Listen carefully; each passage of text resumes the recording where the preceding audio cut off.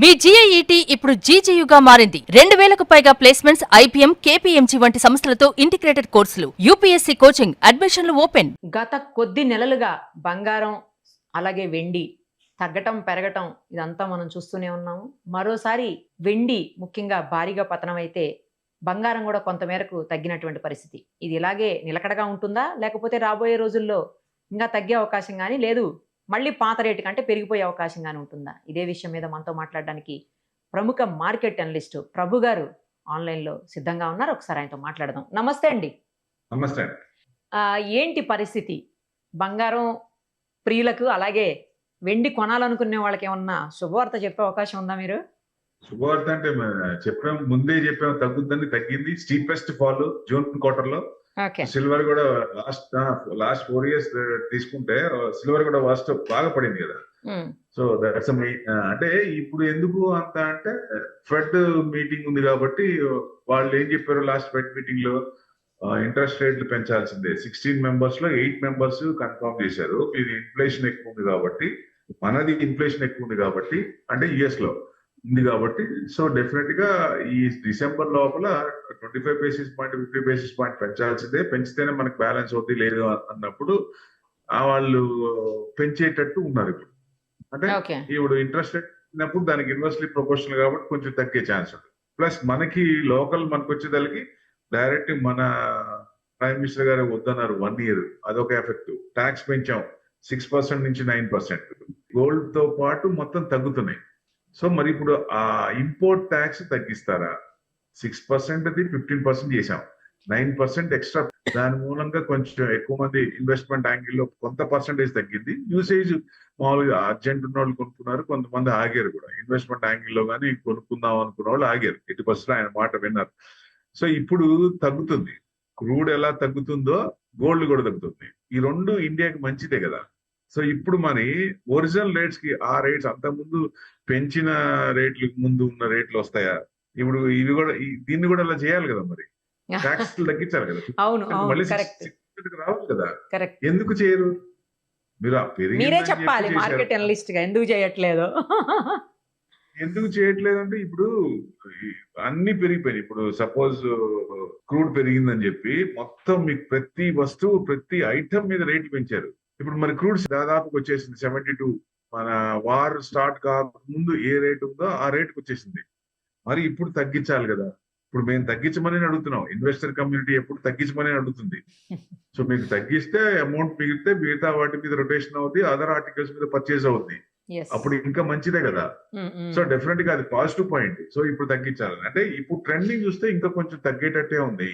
ఇప్పుడు మీకు దాదాపుగా 165 నుంచి 140, ప్రెసెంట్ 140 164, అంటే 140 to 150 అనుకుంటే 140 164 దాకా వచ్చింది MCX లో. ఇవాళ జస్ట్ నామినల్ గా 400 points ప్లస్ లో ఉందండి. సిల్వర్ చూస్తే 2,13,900, అంటే 22 క్యారెట్స్ ఇంకా కొంచెం తక్కువ ఉంది సార్. ఇంకా అంటే జనరల్ గా 24 ఎక్స్చేంజ్ లో లిస్ట్ అయ్యేది 24 మెయిన్ ఉంటుంది. దాని ప్రకారం వెళ్తాం. కానీ ఆర్నమెంట్ గోల్డ్ అంతా 22 క్యారెట్స్ ఉంటుంది మాక్సిమం. 22. ఇప్పుడు 22 ఏంటి, మీకు ఇంకా తక్కువలో కూడా వస్తున్నాయి. సో ఇక్కడ కూడా ఒక పాయింట్ ఏంటంటే, ఇప్పుడు సపోజ్ మీరు గోల్డ్ షాప్ కి వెళ్ళారు, నేను 22 క్యారెట్ కంటే తక్కువ చూపిస్తాను అక్కడ, మీరు గుర్తుపట్టగలరా? తెలీదు. షాప్ ఇది క్యారెక్టర్స్ ఈ క్యారెక్టర్స్ అంటే తప్ప మామూలుగా ఇండివిజువల్ ఇన్వెస్టర్ కానీ ఇండివిజువల్ రిటైల్ కొనుక్కునే వాళ్ళకి కానీ ఇంత క్యారెక్టర్స్ అనేది అది టెస్ట్ చేస్తే గానీ చెప్పలేం, కానీ మామూలుగా అయితే చెప్పలేం. అక్కడ అందుకనే ట్రస్ట్ వర్తినెస్, అక్కడ ట్రస్ట్ ఉన్న వాళ్ళు ఇప్పుడు అలవాటైన షాప్ అందుకే వేరే షాట్కి వెళ్ళిన అంటే మోసం చేయొచ్చు, చెప్పలేము. మనకేం తెలియదు కదా, క్యారెక్టర్స్ తక్కువ ఇస్తే ఏం తెలియదు. అయినా ఒక సామెత కూడా ఉంది కదా సార్, బంగారం తయారు చేసి అతను భార్యకి తయారు చేసినా కూడా అందులో కూడా కల్తీ కలుపుతారని. మీరే చెప్పాలి, మేము చెప్పిన కంటే ఉంది అలాగా ఒక నానుడి. అవునండి, అట్లా ఉంటుంది. అంటే మీకు ఒక షాప్ హిమాయత్ నగర్ ఏరియా ఒకటి తీసుకోండి, పక్కనే 2 షాపులు ఉంటే 500-600 points గోల్డ్ తేడా ఉంటుంది. ఎందుకు ఉంటుందంటే మీరు చెప్పిందే కారణం. ఫిక్స్డ్ రేట్ ఉండదు. ప్రతి షాప్ కూడా ఈ రేట్ లో, అది కూడా రావాలి. బయట రిటైల్ అమ్మేది కూడా ప్రతి షాప్ కూడా ఒకటే రేట్ మెయింటైన్ చేయాలి. గోల్డ్ ఇంటర్నేషనల్ బయట నుంచి తెప్పించుకుంటాం కాబట్టి దానికి మనకు పెద్ద కంట్రోల్ ఉండదు. అనేక విధాలుగా ఇండియాలోకి ఎంటర్ అవుద్ది. సో ఒక్కొక్కళ్ళు క్వశ్చన్ చూసుకుంటారు, పర్వాలేదు తగ్గించుకుంటారు, కొంతమంది కొంచెం పెంచుకుంటారు. అంటే ఆ ప్రీమియం అనేది షాప్ కి తేడా ఉంటుంది. That's what main thing. అది ఇంకా కొంచెం తగ్గే ఛాన్స్ ఉందా అంటే ఇంకా కొంచెం తగ్గే ఛాన్స్ ఉంది. జూలై 29th మళ్ళీ ఫెడ్ మీటింగ్ ఉంది. అక్కడ ఇంట్రెస్ట్ రేట్ పెంచచ్చు అనేది ఎక్స్పెక్టేషన్. సో అక్కడ 50 basis 20 basis పెంచచ్చు. అక్కడ పెంచినప్పుడు ఈ లోపల కూడా కొంచెం డౌన్ సైడ్, అంటే లాస్ట్ ఇయర్ 70% ఇచ్చింది. ప్రతి సంవత్సరం కూడా 70% ఎక్కువ రావాలంటే కష్టం కాబట్టి ఇప్పుడు ఈ సంవత్సరం కన్సాలిడేషన్ మోడ్ లోనే ఉండి టైట్, అంటే 1-2 years అట్లానే ఉండి తర్వాత మళ్ళీ బ్రేక్అవుట్ అవుతుంది. అంటే లాంగ్ టర్మ్ మళ్ళీ పాజిటివ్ ఉంది గోల్డ్ కానీ మెటల్స్ కానీ. సరే సిల్వర్ తీసుకుంటే సిల్వర్ కూడా మీకు ఇండస్ట్రియల్ యూసేజ్ మారినంత కాలం, ఆల్టర్నేట్ రానంత కాలం ఈ సిల్వర్ మీద డిమాండ్ ఉంటుంది. సో కన్సిస్టెంట్ గా లాంగ్ టర్మ్ అయితే ఓకే, కానీ షార్ట్ టర్మ్ లో కొంచెం ఈ జిగ్స్ అనేవి ఉన్నాయి కాబట్టి కొంచెం తగ్గే ఛాన్సులే ఉన్నాయి. కొంచెం ఎవరైనా సరే కొంచెం వెయిట్ చేయొచ్చు. ఎందుకంటే 140 తగ్గిందంటే మళ్ళీ నెక్స్ట్ 136,500 అంతవరకు ఉంది నెక్స్ట్ సపోర్ట్. అక్కడ దాకా రావచ్చు. 1 lakh ఏమన్నా వచ్చే అవకాశం ఉంటుందా? అంటే మరి ఇప్పుడు సెంట్రల్ బ్యాంక్స్ అన్ని కొంటున్నాయి. వాళ్ళందరూ ఏదైనా అమ్మితే, ఇప్పుడు రష్యా అమ్మింది, ఎందుకు అమ్మింది? వార్ మెయింటైన్ చేయడానికి, యుక్రెయిన్ వార్. అదే టర్కీ అమ్మింది, ఆయిల్ అమ్ముడుపోవట్లేదు కాబట్టి వాళ్ళకి రొటేషన్ కావాలి కాబట్టి గోల్డ్ కొంత అమ్మారు. అంటే వాళ్ళకి ప్రాబ్లం వచ్చినప్పుడు ఏదన్నా, మనం 91 లో పివి నరసింహారావు గారు ఎట్లా చేశారో అట్లానే దాన్ని ప్రతి కంట్రీ కూడా ఫాలో అవుతుంది అనుకోవచ్చు. దాని అనుగుణంగా ఎవరికి ప్రాబ్లం వచ్చిందో వాళ్ళు అనుగుణంగా అమ్ముతారు, కానీ అందరూ ఒకేసారి అమ్మే ఛాన్స్ లేదుగా. కోవిడ్ లాంటిది ఏదైనా వస్తే అప్పుడు అసలు చేయడానికి కూడా లేదు కదా, బయటికి రావడానికి కూడా లేదు, ఏం చేయడానికి కూడా లేదు, గోల్డ్ అమ్మడానికి కూడా లేదు. సో అట్లా కాదు కాబట్టి ఎట్ ఎ టైం అమ్మరు. సో డెఫినెట్ గా ఈ సెంట్రల్ బ్యాంక్స్ అయితే బ్యాంకులు ఎక్విటీ చేస్తున్నాయో ఆ ఎక్విటీ చేసిన వాళ్ళందరూ ప్రాఫిట్ చేసుకుందాం అంటే తప్ప మీరు అనుకునే రేట్ రాకపోవచ్చు. ఓకే. ఏదైనా మోడీ గారు ఎప్పుడైతే అనౌన్స్మెంట్ చేశారో బంగారం కొనకండి అని, తర్వాత ఈ ట్యాక్స్ లేని పెంచిన తర్వాత నుంచి కొంతమేరకు తగ్గుతూ వస్తుందేమో సార్? అంటే ట్యాక్స్ పెంచినప్పుడు జనరల్ గా బయింగ్ పర్చేసింగ్ ఇది తగ్గుద్ది. ప్లస్ ఆయన చెప్పారు కాబట్టి విన్నారు, 100% విన్నారు. 1 year ఆగుదాం, తొందర ఏముంది, ఇప్పుడు నేను ఎమర్జెన్సీ లేని వాళ్ళంతా ఆగచ్చు కదా, పర్సెంటేజ్ ఆగుద్ది మీకు. ఇక్కడ గోల్డ్ షాపుల్లో కూడా రీప్లేస్మెంట్ కే ఉంది, పర్చేసింగ్ పవర్ తగ్గింది. షాపులు కూడా మీరు అడగచ్చు, షాపులు అన్ని కలకలాడుతున్నాయి కదా. గోల్డ్ షాపులు ఎప్పుడు కలకలాడుతూనే ఉంటాయండి, పెరిగినా తగ్గినా. గోల్డ్ రీప్లేస్మెంట్ అంటే పాత తీసుకొని యాడ్స్ అన్ని అవి తగ్గిన, ఎందుకంటే రీప్లేస్మెంట్ ఉంటాయి, కొత్త ఆర్నమెంట్స్. ఇప్పుడు ఈ సంవత్సరం ఉన్న ఆర్నమెంట్స్ నెక్స్ట్ ఇయర్ ఉండవు. వాటి కోసం రీప్లేస్మెంట్ చేసుకొని balance amount they are willing to pay. So అట్లాంటి పర్సెంటేజ్ ఎక్కువ ఉంటుంది. పర్చేసింగ్ రేట్ ఉన్నప్పుడు ఎక్కువ మంది కొనరు, బాగా ఉన్నప్పుడు. తగ్గుతున్నప్పుడు కూడా కొంచెం ఆగుతారు, ఇంకా తగ్గుతుందని. తగ్గే ఛాన్సే ఉంది, 100% కొంచెం ఇది ఉంది కాబట్టి, ట్యాక్స్లు ఇంట్రెస్ట్ రేట్ పెరుగుతాయి కాబట్టి కొంచెం తగ్గే ఛాన్స్ ఉంది. అందరూ కూడా కొంచెం వెయిట్ చేసి, టైం ఉంటే కనుక వెయిట్ చేసి చేయొచ్చు అని ఉద్దేశం. ఎందుకంటే ఇంటర్నేషనల్ కూడా 4,000 ounces కట్ అయితే నెక్స్ట్ వచ్చేసి 3,600 దాకా ఉంది. సో నెక్స్ట్ $3,600 అంటే ounce. మరి ఇక్కడ కూడా కొంచెం తగ్గచ్చు కదా, మీరు 130 to 140 తీసుకోవచ్చు next leg. So box theory లాగా 10,000 బాక్స్ థియరీ తీసుకుంటే ఇప్పుడు 140 to 150 అనుకుంటే మనం 140 దగ్గరికి వస్తున్నాం. వెన్ ఎవర్ ఇట్ 140 కట్ అయిందో నెక్స్ట్ బాక్స్ థియరీకి వస్తుంది. ఇప్పుడు 130 to 140 ఆ రేంజ్ వరకు వచ్చి, అంటే 136, 135 ఆ రేంజ్ వరకు వచ్చి అప్పుడు కండిషన్ చూడాలి మళ్ళీ. అప్పుడు ఇంకా అంటే ఇంకా ఉందా లేకపోతే ఇంకా డౌన్ సైడ్ ఉందా అనేది సిచ్యువేషన్ ఆ లెవెల్స్ వచ్చినప్పుడు చూస్తే మనకు అర్థమవుతుంది. వెండి కూడా ఒకటేసారి 10,000 తగ్గింది సార్. ఇంకా రాబోయే రోజుల్లో వెండి ఇంకా తగ్గే అవకాశం ఏమైనా కనిపిస్తోందా నియర్ ఫ్యూచర్ లో? యాక్చువల్లీ అది అగ్రెసివ్ మెటల్, ఎవరైనా సరే రిస్క్ ఎక్కువ ఉంటుంది. 4,10,000 ఇది ఎక్స్చేంజ్ లో లిస్ట్. బయట అయితే ఇంకా ఎక్కువ ఉంది, ప్రీమియం ప్లస్ జిఎస్టీ రెండు వేసుకోవాలి బయట.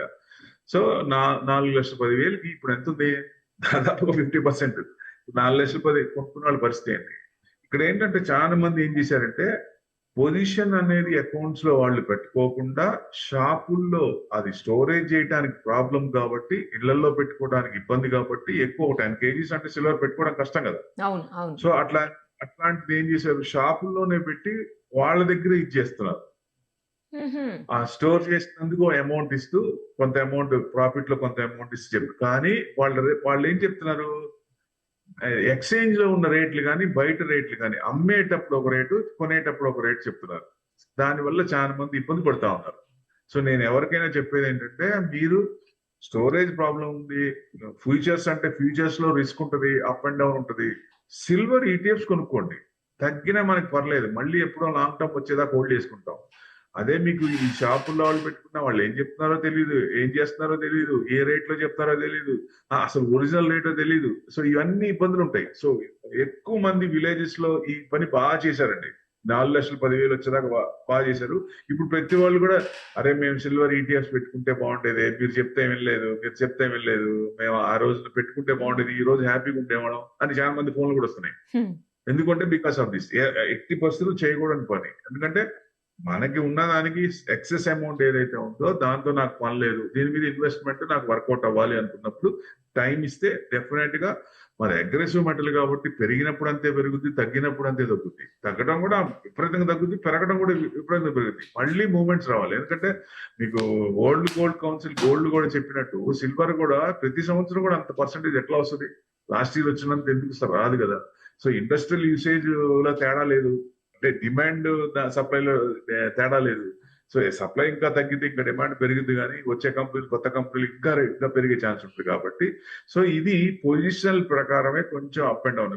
ఈక్విటీ అనుకోండి, ఎన్ఎస్సీ లో అంటే ఆప్షన్స్ ప్రకారంగా they are playing like anything, options ని అప్ అండ్ డౌన్ చేయడం. అట్లానే ఇక్కడ ఫ్యూచర్స్ లో కూడా పొజిషన్స్ ఉన్నాయి కాబట్టి కొంచెం రేజ్ ఎక్కువ, మళ్ళీ బయట ఇలా ఇంట్రెస్ట్ రేట్ తగ్గిస్తున్నారు, ఇవన్నీ ఎక్కువ ఇది అవుతున్నాయి కాబట్టి సో కొంచెం తగ్గే ఛాన్స్ ఉన్నాయి. సో ఇది ఎవరైనా సరే ఇట్లా చూసుకొని దీని అనుగుణంగా పెట్టుకుంటే మంచిదని ఉద్దేశం. ఇంకా మీకు ఇంటర్నేషనల్ 3,600 వరకు రావచ్చు. అదే మీకు 50 ఇంటర్నేషనల్ సిల్వర్ అయితే $50 వరకు రావచ్చు. 50.1 అంటే 51 తీసుకోవచ్చు. ఇంకా $6-7 కొంచెం తగ్గే ఛాన్స్ ఉంటాయి. అంటే డౌన్ ట్రెండ్ కంటిన్యూస్ గా ఎప్పుడు డౌన్ ట్రెండ్ ఉండదు. సో ఎక్కడో చాట కొంచెం బలం తీసుకొని సపోర్ట్ తీసుకొని అక్కడి నుంచి కొంచెం మూవ్మెంట్ అయ్యే ఛాన్స్ ఉంది కాబట్టి మళ్ళీ అంతవరకు రావచ్చు. ఇది మీకు మన మార్కెట్ లో చూస్తే మనం 135, 136 ఆ రేంజ్ కి వచ్చి ఎక్కడైనా సపోర్ట్ తీసుకుంటాం. మీరు అన్నట్టు లక్షకి ఇది రాకపోయినా సిల్వర్ 2 లక్షల ఇంకా 13,000 ఉంది కాబట్టి ఆ 13,000 కంటే 2 lakhs మాక్సిమం 2 lakhs 2,000, 2 lakhs 3,000 వరకు రావచ్చు. అంటే 2 లక్షల ఫిగర్ వరకు కొంచెం డౌన్ ట్రెండ్ ఉంది, అక్కడ వరకు రావచ్చు అనేది ఎక్స్పెక్ట్ చేస్తున్నాం. లెట్ us see అండి. Thank you so much.